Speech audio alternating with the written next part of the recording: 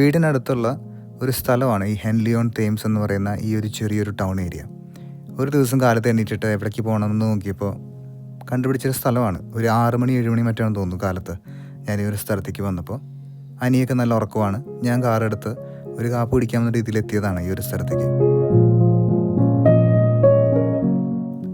ടൗണൊക്കെ ഇങ്ങനെ ഉയർത്തെഴുന്നേറ്റ് വരുന്നേ ഉള്ളൂ ഉറക്കത്തുനിന്ന്.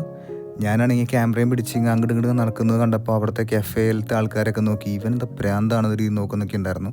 എന്നാലും നല്ല ഭംഗിയുള്ളൊരു സ്ഥലമാണ്. അടുത്ത് കുറച്ച് പുഴയൊക്കെ പോകുന്നുണ്ട്, തേംസ് റിവർ പോകുന്നുണ്ട്. അപ്പോൾ എനിക്ക് ഉറപ്പായിരുന്നു എന്തായാലും ബോട്ടുകളൊക്കെ കാണാൻ നല്ല ഭംഗിയുള്ള സ്ഥലങ്ങളൊക്കെ ഉണ്ടാവുമെന്ന് അറിയാവുന്നതുകൊണ്ട് ചുമ്മാ കറങ്ങാൻ ഇറങ്ങിയൊരു സ്ഥലം.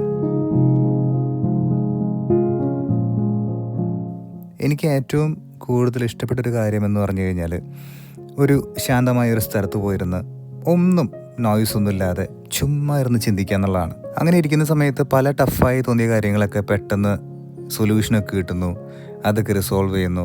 അതൊരു എല്ലാവർക്കും വേണ്ട ഒരു കാര്യം തന്നെയാണ്, ഒരു സമാധാനമായിട്ടൊന്ന് ചിന്തിക്കുക എന്നുള്ളത്. പലപ്പോഴും നമുക്കതിന് സമയമൊന്നും കിട്ടാറില്ല, നമ്മളതിന് മെനക്കെടാറില്ല. പക്ഷെ അങ്ങനെ ചെയ്തു കഴിഞ്ഞാൽ അതിനൊരു പവറുണ്ട് എന്നുള്ളത് മനസ്സിലാക്കി തരുന്ന കുറച്ച് സിറ്റുവേഷനുകളിൽ ഒന്നാണ് ഈ ഒരു യാത്ര. അങ്ങനെയൊക്കെ ചിന്തിച്ച് നടന്ന് നോക്കിയപ്പോഴാണ് ബോട്ടുകളുടെ പേരുകളൊക്കെ ഭയങ്കര comedy. Salad days, straight deal എന്നൊക്കെ പറഞ്ഞ് വല്ലാത്ത പേരുകളിട്ട കുറേ ബോട്ടുകൾ. നല്ല രസമുണ്ടായിരുന്നു കാണാൻ.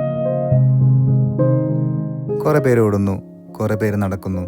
നല്ല അകലേന്ന് നോക്കുമ്പോൾ നല്ല വ്യൂ ആണ്. പുഴയുടെ അപ്പുറത്ത് ആളുകൾ നടക്കുന്നു, അവരുടെ പട്ടികൾ ഇങ്ങനെ പോകുന്നു. കുറേ പേര് കൂട്ടത്തോടെ സംസാരിക്കുന്നു, കുറേ പേര് ബോട്ട് റോവ് ചെയ്ത് പോകുന്നു. അങ്ങനെ പല പല ആക്ടിവിറ്റികൾ. നേരത്തെ എണീക്കാന്ന് പറഞ്ഞാൽ എനിക്ക് അത്രയും ടഫായിട്ടുള്ളൊരു കാര്യമാണ്. പക്ഷേ നേരത്തെ എണീറ്റ ദിവസങ്ങൾ അത്രയും പ്രൊഡക്റ്റീവായ ദിവസങ്ങൾ വേറെ ഉണ്ടായിട്ടില്ല ജീവിതത്തിൽ. ഈ സ്ഥലത്തെ കാഴ്ചകളെ പറ്റി ഞാൻ പ്രത്യേകിച്ച് പറയുന്നില്ല, എല്ലാം നല്ല ഭംഗിയുള്ള സ്ഥലങ്ങളാണ്. അതുകൊണ്ട് നോക്കിയിട്ട് തന്നെയാണ് ഇങ്ങോട്ട് വരുന്നത് തന്നെ. അപ്പോൾ അതുകൊണ്ട് സ്ഥലങ്ങളുടെ ഭംഗി നിങ്ങൾക്ക് ഈ വീഡിയോ ഒന്ന് കാണാം. ഞാൻ പ്രത്യേകിച്ച് പറഞ്ഞത് കൊളാക്കുന്നില്ല. ഞാൻ പെട്ടെന്ന് ക്യാമറ സൂം ചെയ്ത് നോക്കിയപ്പോൾ കുറേ സ്വാനുകളുടെ കാലുമേ നമ്പർ ടാഗ് ഉണ്ട്. ഇവിടുത്തെ എല്ലാ സ്വാനുകളും നമ്പേർഡാണ്. പല സ്ഥലങ്ങളെയും പോലെ തന്നെ ഈ പാലം വരുന്നതിന് മുമ്പ് ഇതൊരു ഐലൻഡ് ആയിരുന്നു. പാലം വന്നതിന് ശേഷം ഭയങ്കരമായി ഡെവലപ്പ് ചെയ്ത വേറൊരു ടൗൺ. ഏതൊരു സ്ഥലത്ത് പോയാലും ആദ്യം ചെയ്യാൻ നോക്കുന്നത് നല്ലൊരു കാപ്പി മേടിച്ച് കുടിക്കുക എന്നുള്ളതാണ്. ഒറ്റ കട പോലും തുറന്നിട്ടില്ല.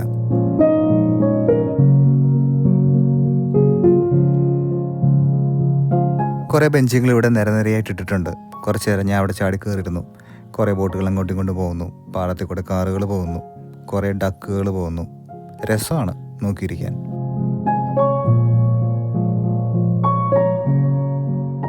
കാലത്ത് അനിയുടെ അടുത്ത് പോലും മിണ്ടാണ്ട് ഇറങ്ങിപ്പോകുന്നതാണ്.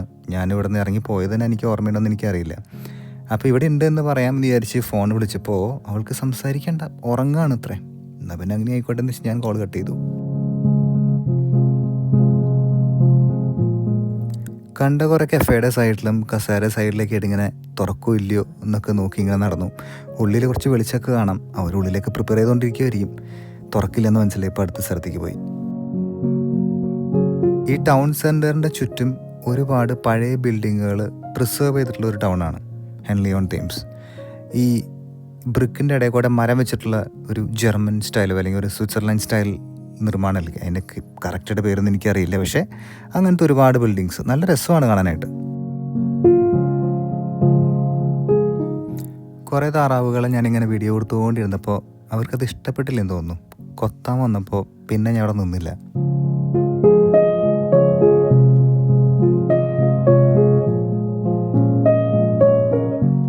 പല വലിപ്പത്തിലുള്ള, പല കളറിലുള്ള, പല തരത്തിലുള്ള ഒരുപാട് ബോട്ടുകൾ നിർത്തിയിട്ടിരിക്കുകയാണ്, ചെറിയതും വലുതുമായിട്ടുള്ളത്. പിന്നെ എനിക്ക് മനസ്സിലായത് ഇവിടെ പല പല ബോട്ടുകൾ നമുക്ക് ഹയർ ചെയ്യാം. മണിക്കൂറിന് ഇത്ര പൈസ കൊടുത്താൽ ചെറിയ ബോട്ടുകൾ, വലിയ ബോട്ടുകൾ, 100 പേർക്ക് കയറാവുന്ന ബോട്ടുകൾ, പാർട്ടി നടത്താവുന്ന ബോട്ടുകൾ, നമുക്ക് തന്നെ ഓടിക്കാൻ പറ്റുന്ന ബോട്ടുകൾ, അങ്ങനെയുള്ള ബോട്ടുകളൊക്കെ നമുക്ക് ഹയർ ചെയ്ത് ഒരു ദിവസം വേണമെങ്കിൽ കൊണ്ടു കിടക്കാം.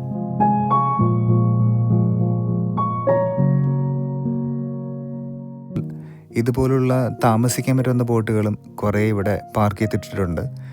ഇതിനകത്തൊക്കെ ആൾക്കാർ ഉറങ്ങുമായിരിക്കാം. ചില ബോട്ടുകളിൽ നിന്ന് പക്ഷെ പുക വരുന്നുണ്ട്. എനിക്ക് തോന്നുന്നു ഒരു കാപ്പി ഉണ്ടാക്കുമായിരിക്കും. പിന്നെ എങ്ങോട്ട് പോകണം എന്നാലോചിച്ചപ്പോഴാണ് കുറേ പേര് ഓടുന്നു, കുറേ പേര് നടന്ന് മുന്നോട്ട് പോകുന്നു. എന്നാൽ പിന്നെ അങ്ങോട്ട് പോകുന്നത് വെച്ച് ഞാനും നടന്നു. ഇവർക്കൊക്കെ ഈ കട കുറച്ച് നേരത്തെ തുറന്നെന്താ കുഴപ്പം? മനസ്സിലാവാണ്ട് ചോദിക്കുകയാണ്. ഒരു കാപ്പി പോലും കിട്ടിയിട്ടില്ല.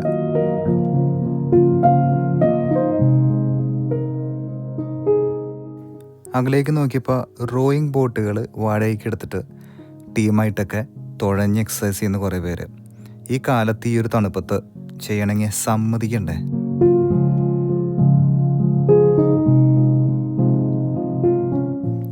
വിൻ്ററൊക്കെ ആയി കഴിഞ്ഞാൽ പിന്നെ ഈ ഒരു സമയത്ത് ഒറ്റ മനുഷ്യനെ പോലും പുറത്തേക്ക് കാണില്ല.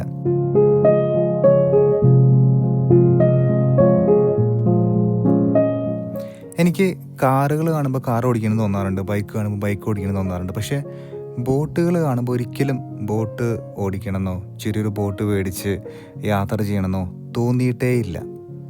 ഐ ഡോണ്ട് നോ, വെള്ളം കണ്ടിട്ട് പേടിച്ചിട്ടാണോ നീന്താൻ അറിയാത്തതുകൊണ്ടാണോ ഒന്നും എനിക്കറിയില്ല. പക്ഷേ അതൊരിക്കലും എന്നെ അട്രാക്റ്റ് ചെയ്തൊരു കാര്യമാണ്. കുറച്ച് കഴിഞ്ഞപ്പോൾ അനിയുടെ ഫോൺ വന്നു. എവിടെയെന്ന് ചോദിച്ചുകൊണ്ട്. ഞാൻ പറഞ്ഞു പുറത്താണ്.